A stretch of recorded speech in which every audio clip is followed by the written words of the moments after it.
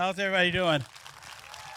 Thank you, Pastor Bob. I am super excited to be here. I hope you guys can catch the documentary. It's on Amazon Prime and Peacock.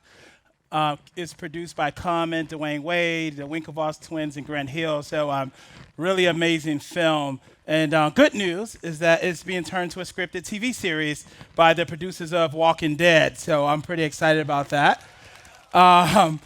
The bad news is that Denzel Washington won't be playing me. So, when you grow up a kid, especially as a young black kid, and you always say, if anyone plays me, it's going to be Denzel Washington. And that was definitely my first ask, and I got a real great big no. So, it's all good. When I was a kid, I was sitting in this entrepreneurship class on the west side of Chicago. And this guy walks in, and he had a handful of money. And he looked at all the kids that were sitting there, and I knew these kids. These kids were sons of drug addicts, sons of prostitutes, sons of drug dealers. And this guy said, "Who wants this?"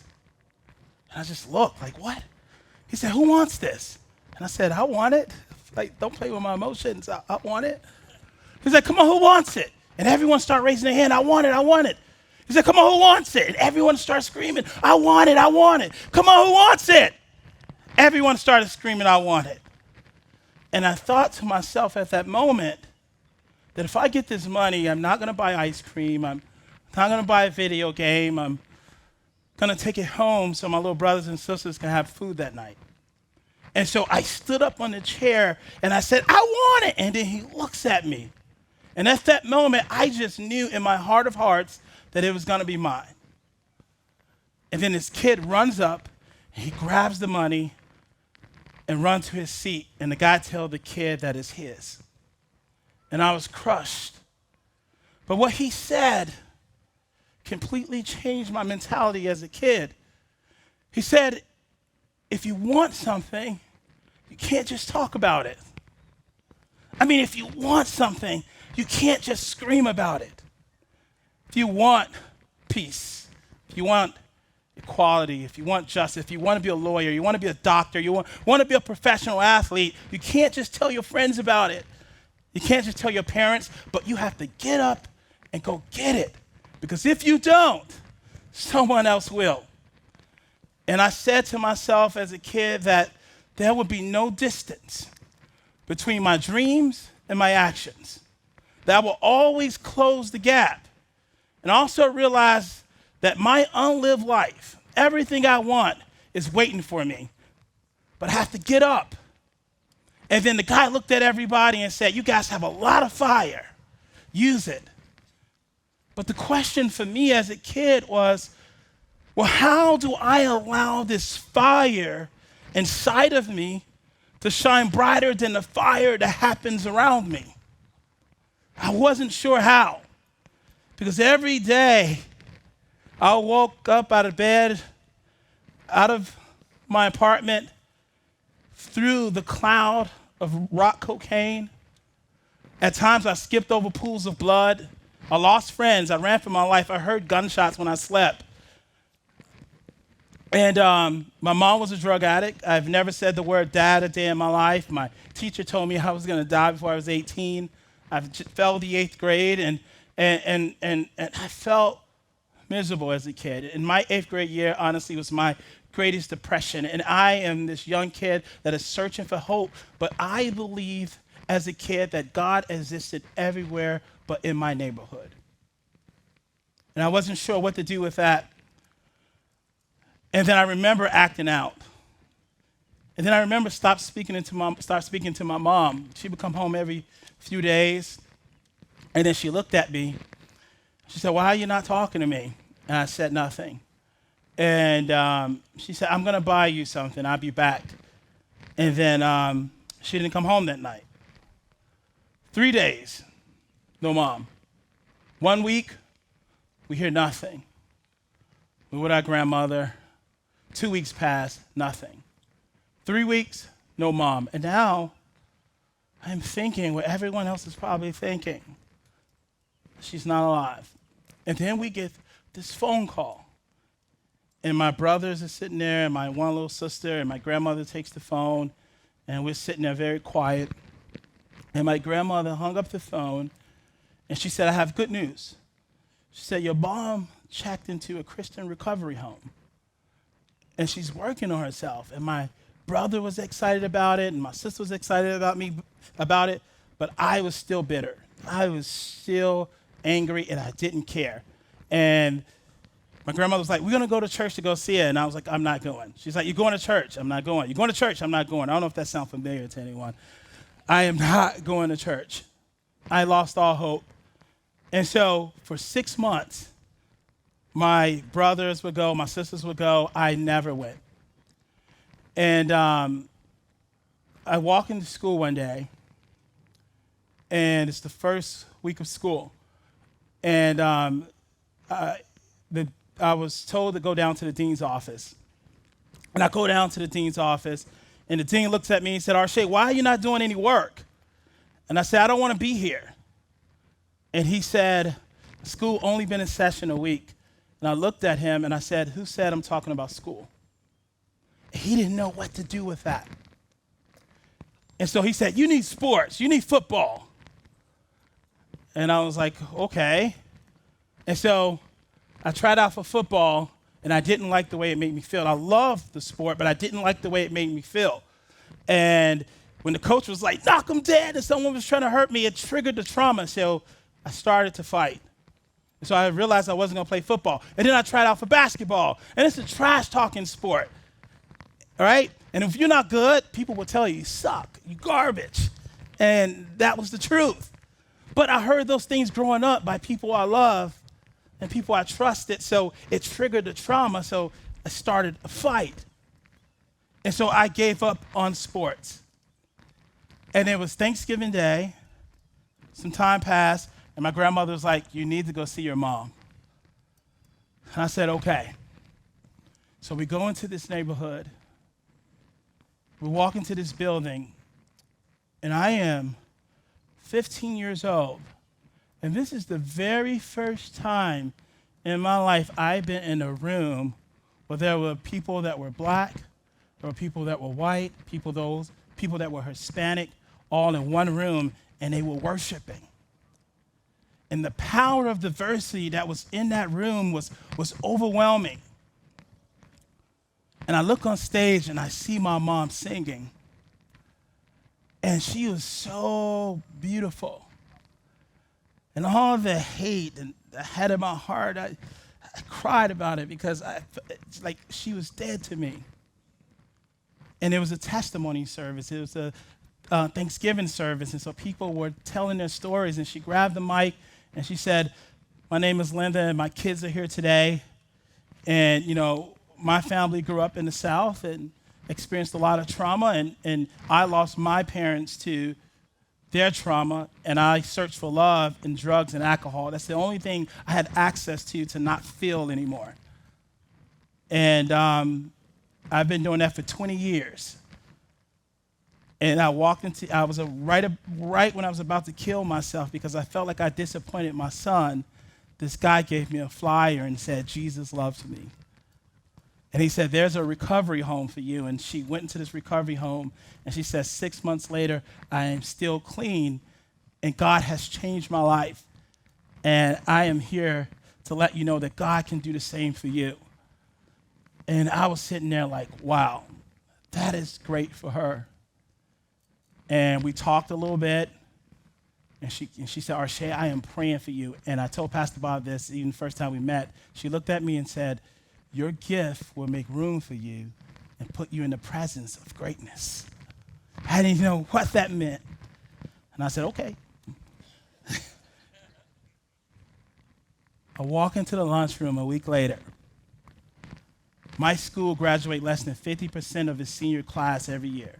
10% went to college. Senior class went to college every year. It was the second most violent high school in the city of Chicago. That community had its fair share of structural limitations, and the school had a lot of neglect, not a lot of books. And so I hated the school. But I walked into lunchroom one day, and I see this boat. And it's this beautiful white boat. And I'd never seen a boat before, so I stopped and I stared. And it's, it wasn't a lot of white teachers at our school. So this little white lady came behind me and she tapped my shoulder and she said, would you want to join the crew team? I'm like, crew, what's that? You're taught, if someone asks you to join a crew, turn and run the other way as fast as you can. And there's so many different gangs. I'm like, now this little white lady starting a crew in my school? Like, I am confused. Like, what's happening here? And she said, let me show you. And behind this boat, they were showing the Olympic Games. And I looked at the screen, and it looked like an opportunity. But because no one on the screen looked like me or reflected the world I was used to, I said no to the opportunity, and I walked away. And my friend Preston was like, dude, we don't even swim. Like, we're not going to do that. And I was like, yeah, I know. He was like, and he was a bit of a conspiracy theorist still to this day. And he was like, this is how they kill us. And I was like, no, I just think we shouldn't be flying on the lake, in a shell. And he was like, think about it. I was like, okay. And thinking about he's going to say something deep. He's like, even the boat is white. I was like, come on, dude. Like, are you serious? Like, whatever. So nobody signed up. The next day, I see a sign that says, be a part of the first all-black high school rowing team. And I was like, whatever. But then there's a long line of people signing up. And I was like, what's happening? And it says, sign up and you get free Chicago pizza. And I was like, okay, I can do it. I can do it for that. And I talked to Preston, and he was looking at me, and I was like, what? He was like, dude, we signed up for the pizza. And I was like, cool, but if you hook me up with this girl, Grace, too, I'll go. He was like, cool. And so after class, I walk up to the gym room to this info session. And all these kids were sitting on the floor, and this guy named Ken was there. And that coach was there, Jessica. And she was so warm and welcoming. And right away, I felt a connection to her. And at that time, women wasn't really coaching boys. But I was raised by women. I felt comfortable with women. Most of my teachers were women, so I felt comfortable with her. And then there was this other guy, Victor, who was this African-American man, and him being there was like, okay, like, it's good to see someone who looks like me that's going to be here with us. And then Ken, this Jewish guy, gave this passionate speech about the power of rowing, the power of the rowing. But what caught my attention was when he says, if you do this with us, you will succeed if you do this. And so I gave it a shot. We started erging. We learned how to swim. I get on the water, and we're pushed out there, and there's a lot of fear in open water. In the same survival mode that told us if we hear a gunshot, run, told us in order to get back to the dock safely, we have to pull for each other. And so the coach says, sit tall, breathe. You belong here. And then we began to row. And you saw in the film that beautiful downtown Chicago view. And we began to download the serenity. And the sport, with every stroke, began to calm the storms that we went through just days before, just hours before at school. And before it became a sport of competitiveness, it became a sport of meditation. And it was beautiful with every stroke. And that was the start of the first all-black high school rowing team. We wasn't introduced to sports. We was introduced to wellness. And that is exactly what we need. So now, here's a sport that was non-combative, that was non-competitive, that actually reduced the trauma that I felt with other sports that I still love till this day. And I was excited. And I started rowing. And we started traveling. And it was awesome. But still, I had a lot of anger. And I wanted to be captain. But my coaches talked to me about this anger. And I'm going home every day, and my mom's finally home, and we have devotion every single morning. We hated it, but we got up and we prayed with her every single morning. And I was going to church with her every Sunday and listening to these testimonies of these people who life was changed through the power of God, but I just was there to listen. And I remember every time I prayed, I'm like, God, I need $1 million. That was my prayer. I saw how all those young people I went to school with that was battling a lot more problems than I was, and I wanted to be a leader. I wanted to change their lives. But I realized that I was more than capable of being a better angel to the world and to my team. But what weighed my wings was this inability to angel myself. I wasn't a better angel to myself. I felt okay with my anger and getting upset and popping off. And I went to church and I asked God about that. I read Acts chapter 3. And it talked about this man at the gate who asked for money right there outside the church. And we all know the story that Peter and Paul came. And they said, silver and gold I do not have, but what I have I give to you. In the name of Jesus, get up and walk. And he got up and walked. But what was interesting about the story was this guy who had only one area of weakness, and that was in his ankles. He was lame from his ankles. He was able to speak. He was able to move his torso. He was able to move his hands. He was able to do a lot of things. But because one area of weakness was so severe, it caused a whole life problem. Not only his ankles was lame, but his whole life was lame. And I felt like that spoke to me because I was able to be a leader. I was funny. I felt like I had a lot of charisma. But there's a lot of things that stopped me from being the captain because of my anger. My one area of weakness was so severe that it caused a whole life problem. And I didn't realize that I was in church where I can work on this, where I can be healed from this, but I was asking for the wrong things. I was asking for $1 million. But if I knew I can just deal with this anger, I can be who God wanted me to be. That my one area of weakness was so severe, like this man who was sitting in this wheelchair, that I began to lean on the weight of others and made everyone else life tired and put my pity on everyone else. And I needed healing as a young person. And I was in this grocery store. It was like being a kid in this grocery store. And someone locked me in the grocery store. And they said, you have 1 week to eat all the food you can. And they locked me in there. And they showed up a week later. And they opened the door. And I was dying of starvation, refusing to eat. Anybody in their right mind would say, what's wrong with you? What's the problem? And that was my life in church. Like everything I needed to feed me emotionally, spiritually, to help me be the person that I knew I could be for everyone else on my team. I was in church every Sunday, spiritually, emotionally, mentally dying. And it wasn't until this one guy came and he spoke life. He was a youth pastor, and I gave my life to the Lord. And God changed my life right there in 1998, and it was a powerful moment. And now I'm at school, and I have a different kind of light and excitement. And I'm like, yeah. And I began to become a leader. And someone gave me this book by John Maxwell called Developing the Leader Within You. And I read it as a high school kid. And I began to learn how to lead my team based on the principles of the Lord. We began to travel.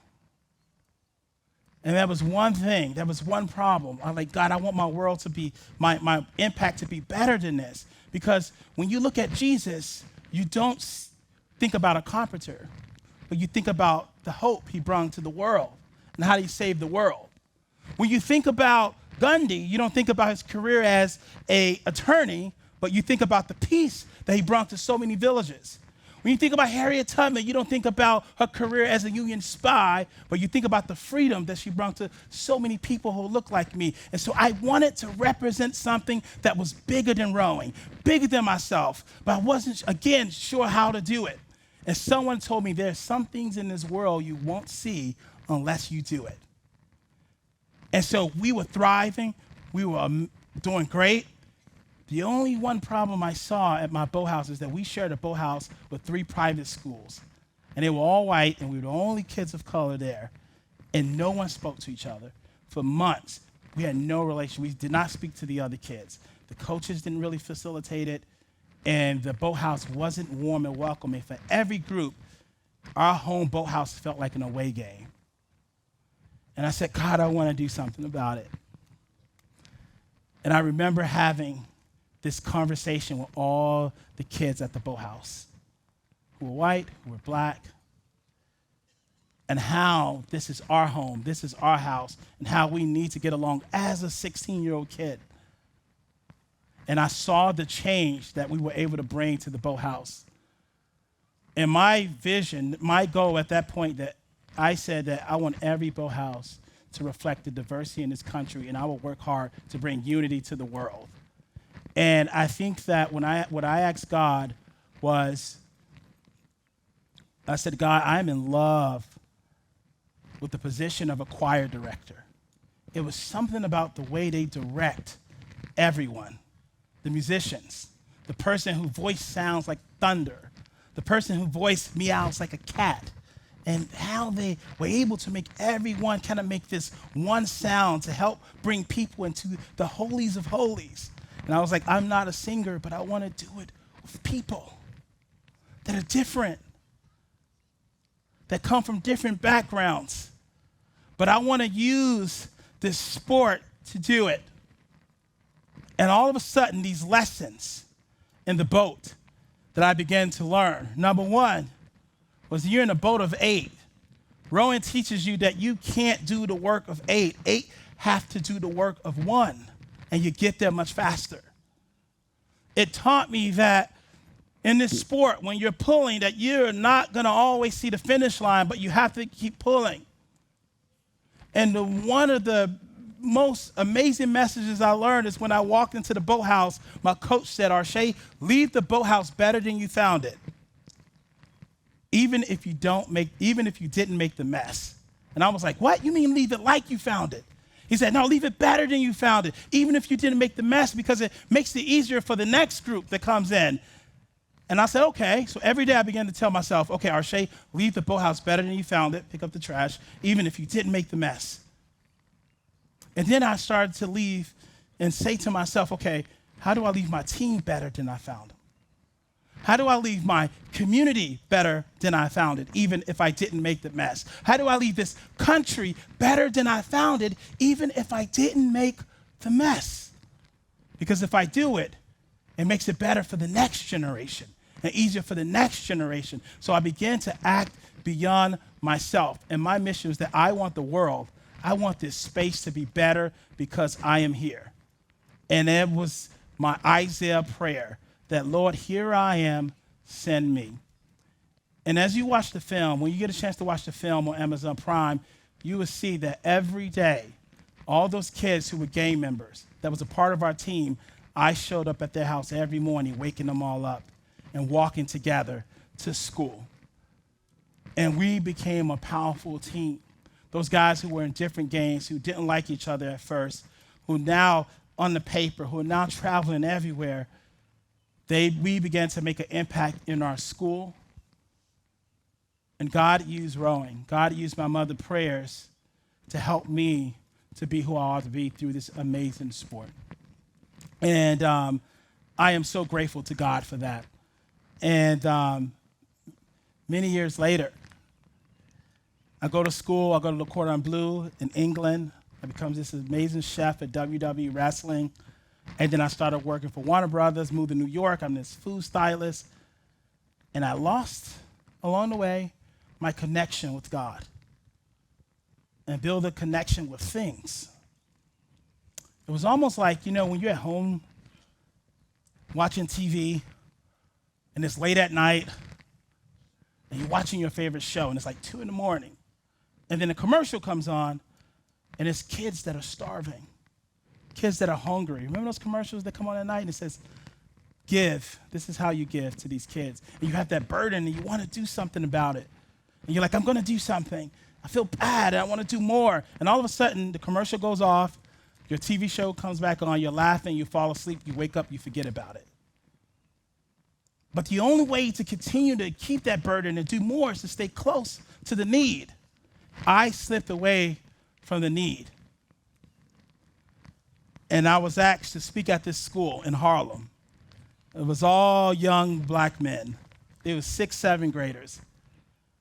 And I started talking about the power of rowing. And I was like, any questions? And I started getting these kind of funny questions. One kid was like, well, have you seen Titanic? And I was like, you're 6th grade, you saw Titanic? And I had one kid, I was talking about the power of all these strokes. And he was like, you get strokes? My grandmother got a stroke. I was like, no, there's rowing strokes. And I had another kid say, what did he say? He said, oh my God, I can't believe you rowed in the 1900s. I was like, that wasn't too long ago. And so the way I ended that speech, and it was a long time since I've been back in the halls of learning, because school gave me a lot of anxiety because of what I went through as a kid. I asked everybody what was their dream. And you heard things like doctor, lawyer, NBA player. And one kid said to eat at Chipotle. And everyone started laughing. And as everyone was laughing, he just looked at me.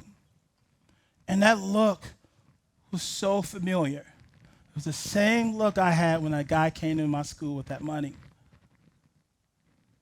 And his face was just beating in my mind like a bass drum. And so after I spoke, I went up to the school counselor and I said, here's $20. You have to make sure he eats at Chipotle. Why? Because if we can eliminate the small dream, there's room for bigger dreams. There's room for more dreams. And my only dream as a kid was to go downtown Chicago. I lived 5 miles away, 15 years old, and never been downtown Chicago. And all of a sudden, I started rowing, and I go downtown Chicago, and I remember saying, oh, gosh, I got to go out of town. And then after that, I was like, we need a week-long trip. My dreams got bigger. And so God brought me back to that place where I didn't forget, where he reminded me that I am called, that I have to act beyond my career, beyond being a chef, and represent the hope that the world needs today. And I tell you right now, in the last year and a half, I've been to over 60 high schools. I introduced 2,000 kids to the sport of rowing. And these young people need the Lord. I broke up a fight 3 days ago in Stockton, California. It was a Mexican group fighting a black group. And I showed the movie, and they were crying, and they talked about all the people they lost in their lives. And I want to send Pastor Bob these photos, and I have the video. I said, can we handle it on the rowing machine? And then we mixed them up and put them in boats the next day, and they all was laughing and hanging out with each other. It was such a beautiful moment. A month ago, I was telling Pastor Bob I was in Alliance, Ohio. I rolled up, and I'd never even heard of Alliance, Ohio. And there was Confederate flags everywhere, and I'm like, God, what's happening? I was born in this school, no one looked like me, and it was 400 kids there. They all read my book. The librarian bought them books. And one kid stood up and said, I have not grew up like you did, but I am so connected to your story. Pain is pain. And I started reading all the messages to Pastor Bob that I was getting from them on how this book opened their eyes. This is what it's all about. And this is why I am here. And I give myself away to bringing change and hope to the world because someone did it to me. And many years later, my brothers who were in gangs all changed. My mom changed. Reaching out to the world, what she has done for this country is amazing. My whole family is saved. And I am so grateful to that. And for what God did for my life and what he's continuing to do in my life. And I just want to share one more story, and before I call Pastor Bob up. I, as a young person, a teenager, it is for a lot of the young people. I was sitting there, and this guy came to my school, and he said, "Have you guys heard the story of the chicken and eagles?" Chicken and eagles? No. He said there was an eagle flying in the sky. Okay. The eagle landed on a tree branch and laid an egg. And this egg rolled into the chicken coop, and this egg hatched. And here's this eagle surrounded by chickens. It started to walk like a chicken, pet like a chicken. This eagle thought it was a chicken. Until one day this other eagle came flying by. He landed in the chicken coop, and he looked at the eagle, and he said, "What are you doing hanging out with these chickens?" And the eagle was like, "I'm a chicken." He said, "Look into my eye. Look in your reflection. Look into my eye. You look just like me." And the eagle saw that. And then the eagle looked at the eagle in the chicken coop and said, "Let me show you what you can do." If you know anything about an eagle can fly higher than any other bird. It can soar among the clouds. It can take a baby fox and rip it apart. It has the ability to see miles ahead. And this eagle in the chicken coop looked up and saw everything that this eagle was able to do. And this eagle went back into the chicken coop, and he looked at the eagle and said, "Everything you've seen me do, you can do because you were born that way. But because who you surround yourself with, you will never see that full potential. You were born to rule the sky, but you're hanging with chickens." And that was my life. I felt like a follower all my life, and I knew I could be a leader. I knew that the hope that my mom had, that glow that she had, that I can have because she was an eagle. I knew that money that that guy had in the school, that I can make it on my own because he's an eagle. I knew all the people that I saw on TV I was able to do because they were eagles. And I had to change my surroundings. And so the three things that I was able to do as a kid that helped me, and it's so very simple, but it changed my life. It was number one, eliminate my drama. Number two, not lean into negativity and toxicity, and not lend my ear to negativity. And once I was able to do that, I was able to activate my wings.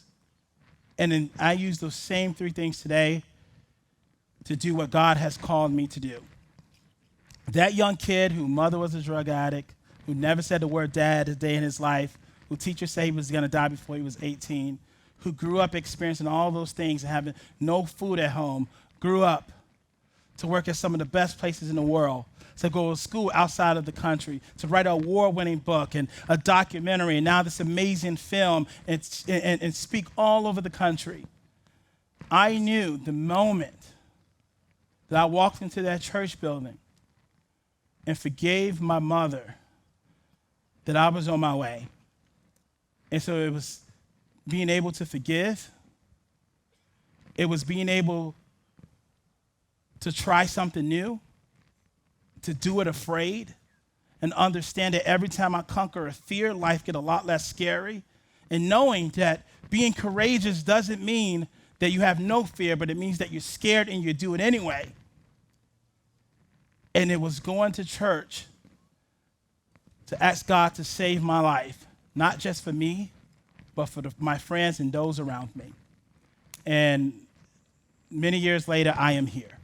And I am grateful to be in front of you. And God has been using me in a powerful way. Remember when I said the coach told me that there's some things in this world you won't see unless you do it? And I want to tell the documentary, I found myself having a lot of fear, the same fear that I had when I was actually getting on that water. I looked out in the world, and saw what was happening in the world. And all the guys from my team came back together 20 years later to race once more for Chicago and the violence in Chicago that was happening. And the mayor is going to be there. Everyone in the city, old teammates, even the rowing world, people from Philly drove out to see us make history once more. And then all Dwayne Wade and Common and everyone wanted to do this documentary on this race. And I prayed, and I met with my team, and I was like, I'm not sure if there's something missing. And he was like, what? This is special. I said, and I was sweating, I couldn't sleep that night, and I said, we were racing a 4. I said, but God's telling me to race in the 8. And they said, with who? I said, with 4 white Chicago police officers. And they was like, nah. I was like, think about it. I said, as a teacher, you will always forget some of your students. But as a student, you'll never forget your teacher. And we have an opportunity to be a teacher and teach someone something for our neighborhood, our block, to learn each other's names. Tomorrow morning, we still will be working there. In order to find alignment, we have to readjust the lens. And so they did it afraid. And we took them to the same water where we didn't get along at first, where we were scared. And some of them, we didn't know that they didn't know how to swim. And every day, we began to row together. And we learned more about each other. And they said things like, man, these kids didn't grow up making bad choices, but hard and challenging choices. And there's a scene, a deleted scene, so I can tell it. I don't want to tell the whole film, that their kids came and our kids came, and they rode together. And then months later, the whole city is there. And we rode against all these other cities for the city of Chicago. And in that tent was their colleagues, our friends, and our colleagues, and their families, and our families. And we made history for Chicago, and it was perfect for our block. And I say that to say that God can use you to do anything, but you have to do it afraid. And it's what he has for you is for you, and it's powerful. I would never thought that I would be able to do this, that I have people from all over the world calling me, and now there's programs in Pittsburgh and LA that's doing the same thing with people from the neighborhood and cops, and it's a whole special on the Today Show about it, and at the same time introducing rowing to those who can't afford the sport, $2,000 a year, and I'm happy, and it's because of my mom's prayers, and I am grateful. And so as I call Pastor Bob up, I want to say to everyone here, you know, it wasn't just the pizza that made me show up to that info session. It was a girl, and her name was Grace. And I remember taking this rose, cutting this rose, and I was like, this is for her. And I put it in water and gave it some sun, but it still died. And it was beautiful. And I think at times we all may do very amazing, beautiful things. And we all are roses. But I also realized, although I was doing good things, the moment I was disconnected from the Lord, although I had some sun, had some water, had a good job, I was still slowly dying. And God said, come back, come back. And because of him and rowing and my mother and the village that God put before me, I was able to do more. I'm able to be in front of you. And if you feel like you're doing great work, that's amazing. But if you also at the same time, if you're disconnected, God wants to connect you back and give you life again. Because no matter how great we're doing, how much money we have, how beautiful it looks, if we're not connected, just like in the grocery store, we're emotionally, mentally, spiritually dying. And I didn't want to give Grace a dead rose. I wanted to give her something new, and God wants us to be made new. And I appreciate you all. I love you. Hope to you guys can enjoy the book and watch the film. And I thank God for this powerful testimony, and I thank God that he was able to use me. Thank you.